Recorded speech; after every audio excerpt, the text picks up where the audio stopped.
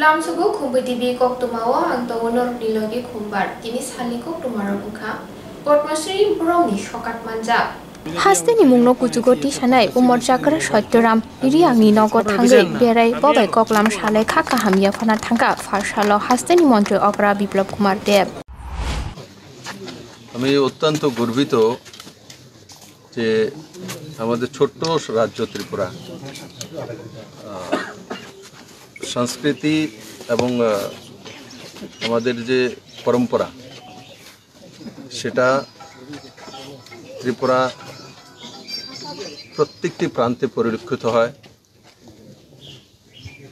মাননীয় প্রধানমন্ত্রীজিকে আমি ধন্যবাদ জানাবো যে আমরা নর্থ ইস্টে শেষ প্রান্তে ছোট্ট ত্রিপুরা রাজ্যে আছি, কিন্তু আমাদের সংস্কৃতিকে উনি বোঝেন, অনুভব করেন এবং সংস্কৃতি মন্ত্রণালয়ের মাধ্যমে এবং ভারত সরকারের মাধ্যমে আমরা বিগত 2.5 বছরের মধ্যে তিনটি পদ্মশ্রী ত্রিপুরাতে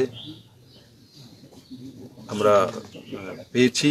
তার মধ্যে সবচেয়ে বড় বিষয় হচ্ছে 3টা পুরস্কারই কালচারের জন্য, সংস্কৃতির জন্য।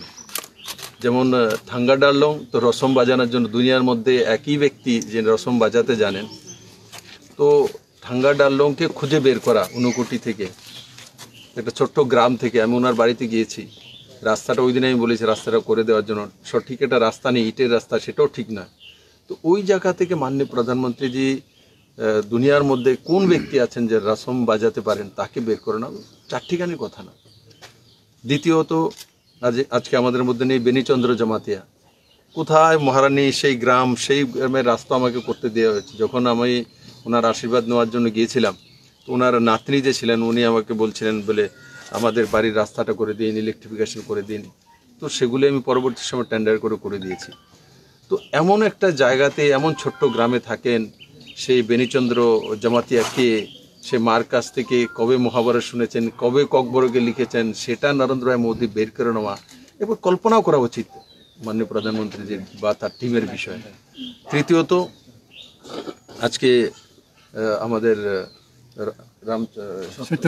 সত্যরাম রিয়াং যিনি আমার সঙ্গে বসে আছেন, তো সত্যরাম রিয়াং অসুস্থ আছেন, কোথায় আছেন সেইগুলো বের করা। উনি হজাগরি যে নৃত্য আমাদের গর্ব ত্রিপুরা রাজ্যের, যে ত্রিপুরা রাজ্যকে কিছু কিছু বিষয়ের মধ্যে চেনা যায়, তার মধ্যে হজাগরি নৃত্য একটা রিয়াংদের, যেটা দিয়ে পুরো বিশ্ব ত্রিপুরাকে চেনে। হজাগরি নৃত্য বললেই বুঝবে যেটা ত্রিপুরা, কাদের? রিয়াংদের। তো এই যে পরিচিতি, এই পরিচিতিটা কে দিয়েছে? তো উনি দিয়েছেন। তো ওনাকে খুঁজে বের করা, সত্যরাম রিয়াংকে খুঁজে বের করা, আর বের করে তাকে পদ্মশ্রীতে সম্মানিত করা। और তিনটে জনজাতি, একদিকে থাঙ্গা ডারলং, একদিকে বেনিচন্দ্র জমাতিয়া, আর আরেকদিকে সত্যরাম রিয়াং।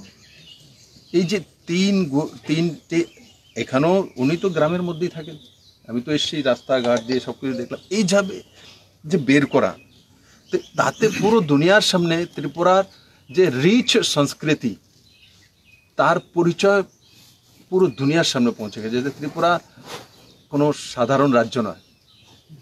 और আমরা যেমন সংস্কৃতিতে স্বয়ংসম্পূর্ণ আছি, তেমনিতে আর্থিকভাবে স্বয়ংসম্পূর্ণ করতেও আজকে আমরা নতুন সরকার আসার পরে কাজ শুরু করেছি। আমি আশা করি নরেন্দ্র ভাই মোদীর নেতৃত্বে যে বিকাশমুখী সরকার রয়েছে, সেই সরকার ত্রিপুরার সংস্কৃতি আর সমৃদ্ধি দুইটাই করতে সক্ষম হবেন। সংস্কৃতিতে আমরা এখন একসময় ডিভাইডেশন, এখান এই গ্রুপ ওই গ্রুপ, কিন্তু আজকে সেটা অনেকটাই মুক্ত হয়েছে। অনেকটা আমি চেষ্টা করি যে ভাই এটা এর মধ্যে সংস্কৃতির মধ্যে গ্রুপিজম না করা, সেটা আমাদের ঐতিহ্য, সেটা আমাদেরকে ধরে রাখে। কোনো পার্টি, কোনো জাতপাত, পন্থের মধ্যে না যাওয়া, এটাই আমাদেরকে ইউনাইটেড করে রাখে, এটাই আমাদের ইউনিটি, এটাই আমাদের শক্তি। আর আজকে তিনটি পদ্মশ্রী যখন ত্রিপুরাতে সম্মানিত হয়েছেন, তো আমি আশা করি ত্রিপুরা মানুষের মধ্যে সে মানসিকতা আরও সুন্দরভাবে ফুটে আসবে। আমরা সবাই একত্রিত থাকবো, এক জায়গাতে থাকবো, আর আমাদের সংস্কৃতি আর সমৃদ্ধি দুইটা নিয়ে সর্বশ্রেষ্ঠ ত্রিপুরা বানাতে সক্ষম হব।